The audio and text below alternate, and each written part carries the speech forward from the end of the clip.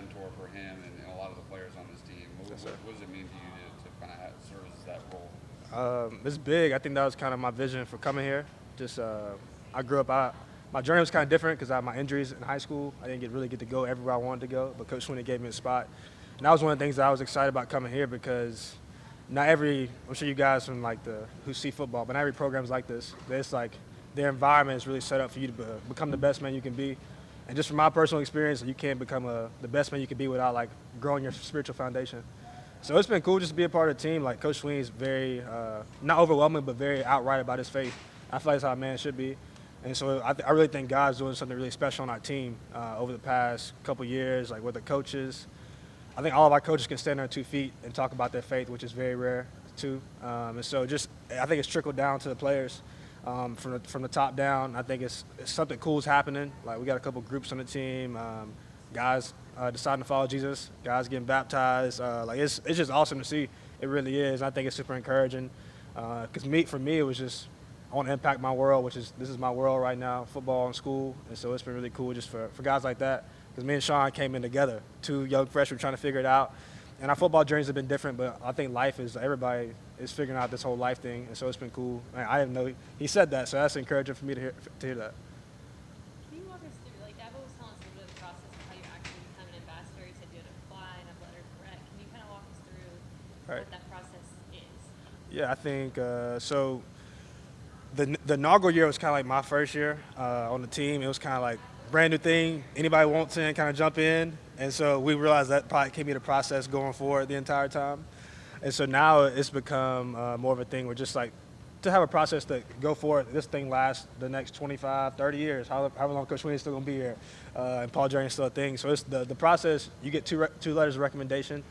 You get a coach and somebody that's football related. So your position coach is somebody who sees you all the time, the ins and outs, and you get somebody who works in football-related staff. So that could be academic advisor, somebody who's just in PAW Journey, or somebody who works in the building. It could be anybody who's seen you live a little bit.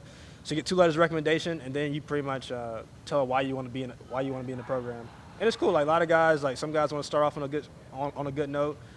Sheridan Jones is one of the guys who came in just immediately want to get part of it. And some other guys, like I said, I think college is you figure out what you want to do. And some other guys kind of later on their journey, they kind of see a little bit, done a little bit, and be like, maybe I should get in on this thing because it's a lot of benefits in being a PAW Journey ambassador. So a couple guys who on their last home stretch wanted to do it this past time. So it's been cool. Like I said, different guys get in for different reasons. But I think it's all because they want to better themselves as a man. Being a local guy from Anderson is kind of like a dream come true for you to not only be playing for Clemson on scholarship, but to be a part of this, unprecedented historic run that the program's been on. Yes. I joke about I really feel like I was born at the perfect time, perfect place. Because, I'm here, I'm 2 for 3 in national championships, with opportunity to fill up the hand. And so we'll see. I think just my dad, this is a little fun. My dad ran tracker in the 80s. So, Clemson's kind of been in the blood. So he ran tracker in the 80s. My mom went to nursing school here. And so growing up, I actually went through, I wanted to get really far away from home. But just my journey, I was getting recruited, but end of my sophomore year, basketball season, I was a hooper, 6 feet too short, but so football looked way more promising. But I tore my left ACL in a basketball game, and was kind of still getting interest in offers, but then it was kind of minor setback, major comeback. But then 8 months later, the week before my junior season, I tore everything in my right knee. So in the span of 8 months, I was legit gimpy. I didn't know if I was gonna be able to play football again. So the doctors told me. And so for me, it was me and Coach Venables. He recruited my area. He recruited Ben Boulware, who was my fullback my freshman year, which was the best fullback ever. So kind of like a big brother. He kept advocating for me and just said, if you got a spot for Rench, let this dude come on the team. I was just fingers crossed. I didn't really know what was going to happen. I played my senior season. I told my dad, I was going to play. If I get hurt again, we'll hang it up. We'll do something else. We'll do something else in life. But if it works out, we'll see. So for me, played my senior season. Didn't talk to Coach Sweeney or Coach Venables. Was just if it's meant to be, we'll see if God has it in store. And so Coach Venables didn't even call me until after I graduated from high school. So put this in perspective. I was graduated, it was in May. He called me the week after I graduated high school and was like, hey, man, you good? I was like, I'm great. He called me, told me he had a spot for me. And so it really has been a dream come true because I watched from afar. I always wanted to – I came to camp early on in high school when they were kind of recruiting me. And this was always a dream. And I thought I was good enough to play, but at the same time, like just injuries and stuff just didn't work out. But then it's just redemption to be able to be on the team now, earn a scholarship, like you said, because it really is like, I think it's the best school, just coaching staff and just the environment, like I said, but also just for me, I'm local. Like I get to see my teachers in the stands, my parents come to every game, family. So it really is a dream come true.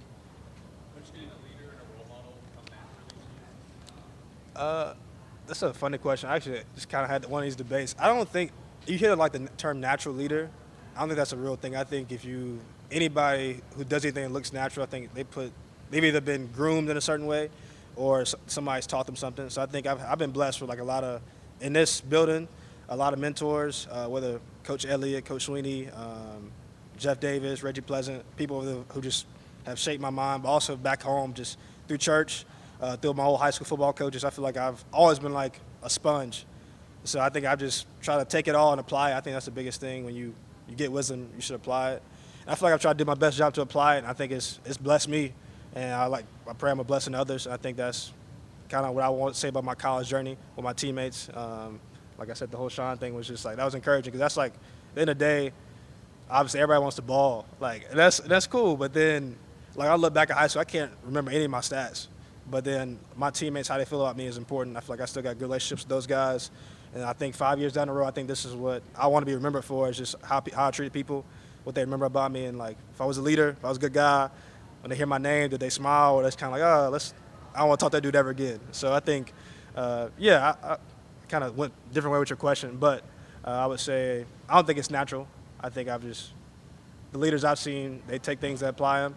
And that's what I try to do in my life. What did you do from the outside? Man, dope opportunity, me and Kayvon. So, like, the internships are kind of funny because it's like you think you maybe have a chaperone or something. Like, we're legit.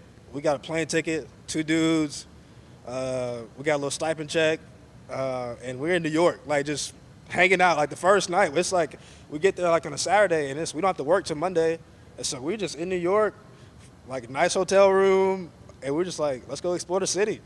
And so it was awesome, man. Like, it really was. Just like the freedom of it, like just getting to go. That was my first time going to New York. I actually went on the PAW Journey Business Week, but I haven't been to New York besides just 2 times, well, Syracuse, but before then, like on an 8th grade field trip. So you know what I'm saying? So it was just a cool opportunity to get to travel. But we didn't really have a like particular role. We just kind of oversaw everything, just kind of ins and outs. Got to meet some really cool people like Roger Goodell, Troy Vincent, who's a football legend, and just get to see like everything that goes on from football operations to you honestly don't know how much stuff goes into stuff like that behind the scenes, like how they make the calls. Like we got to sit in the video room and make some calls, and like whether that was a flag or a penalty, like flag, we got them all wrong. And I was like, it's so hard to be a referee. Like it really is. We got all the calls wrong. So we got to do that, and then just you get to see like all like the legality parts of it, where it's just see how players get fined, kind of hear some crazy stories about guys in the league. And so it was just a cool opportunity because I think that's aspirations for both of us, whether we end up like playing or just being a part of like football still. I think it was an awesome connection to make because it's like how many guys just get to walk in the NFL office like that. Like it was because it's like ground level, it's like security, so you're not getting past unless you got a badge. So it's cool. We got to walk in every day, like flash a little badge, get to go up to like the whatever floor, and just to be like in the middle of New York City and feel like we were like the top of the world at the time. And also, it's cool. We got paid, so that was also good. A little summer money, so yeah, it was an awesome opportunity. What was that moment like for you when you were put on scholarship? Did Coach Sweeney make a big announcement like he did with Renfro and the whole team? Yeah, and so that whole journey is just because Renfro was a big inspiration for me, but also like big friend, big brother, because he kind of showed me the blueprint. Because sometimes you want it to happen way sooner than it's supposed to, but there's a lot that goes into it. Like other guys are working for the same thing I'm working for. Other guys have been here putting in the work. But I knew like I've always tried to add value to the team. I think that's been evident since I got here, whether that's me on the field or actually just like influencing, trying to PAW Journey, whatever, just trying to like add value to the team.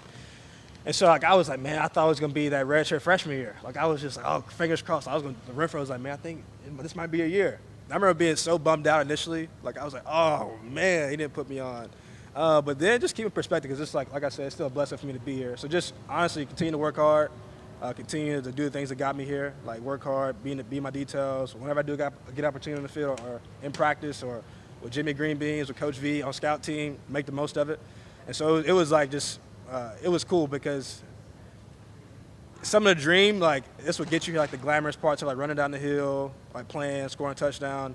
But there's a lot of parts of the dream that you probably God won't show you because if he showed them to you, you probably would never come. And so for me, just going through scout team, Coach V made me tough. And there were times like, man, this is not the Clemson dream where I'm like on the scout team getting beat up by big guys.